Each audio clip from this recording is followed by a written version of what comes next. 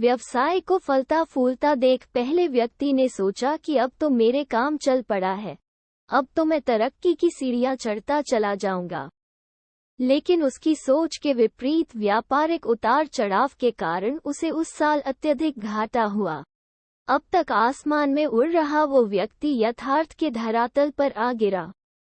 वो उन कारणों को तलाशने लगा जिनकी वजह से उसका व्यापार बाजार की मार नहीं सह पाया। सबने पहले उसने उस दूसरे व्यक्ति के व्यवसाय की स्थिति का पता लगाया जिसने उसके साथ ही व्यापार आरंभ किया था।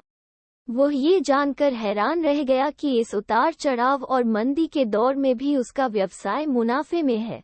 उसने तुरंत उसके पास जाकर इसका कारण जानने का निर्णय लिया। पढ़े, भगवान मानव अवतार क्यों लेते हैं? अकबर बीरबल की कहानी। अगले ही दिन वो दूसरे व्यक्ति के पास पहुंचा। दूसरे व्यक्ति ने उसका खूब आदर सत्कार किया और उसके आने का कारण पूछा। तब पहला व्यक्ति बोला, दोस्त, इस वर्ष मेरा व्यवसाय बाजार की मार नहीं झेल पाया, बहुत घाटा झेलना पड़ा। तुम भी तो इसी व्यवसाय में हो, और तुमने ऐसा क्या किया कि इस उतार चढ़ाव के दौर में भी तुमने मुनाफा कमाया? ये बात सुन दूसरा व्यक्ति बोला, भाई, मैं तो बस सीखता जा रहा हूँ, अपनी गलती से भी और साथ ही दूसरों की गलतियों से भी। जो समस्या सामने आती है उसमें से भी सीख लेता हूँ। इसलिए जब दोबारा वैसी समस्या सामने आती है तो उसका सामना अच्छे से कर पाता हूँ और उसके कारण मुझे नुकसान नहीं उठाना पड़ता। बस ये सीखने की प्रवृत्ति ही है जो मुझे जीवन में आगे बढ़ाती जा रही है।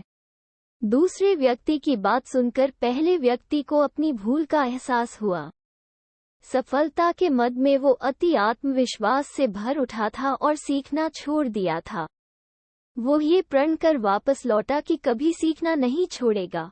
उसके बाद उसने कभी पीछे मुड़कर नहीं देखा और तरक्की की सीढ़ियां चढ़ता चला गया। सीख। दोस्तों, जीवन में कामयाब होना है तो इसे पाठशाला मान हर पल सीखते रहिए। यहाँ नित नए परिवर्तन और नए विकास होते रहते हैं। यदि हम स्वयं को सर्वज्ञता समझने की भूल करेंगे तो जीवन की दौड़ में पिछड़ जाएंगे, क्योंकि इस दौड़ में जीतता वही है जो लगातार दौड़ता रहता है।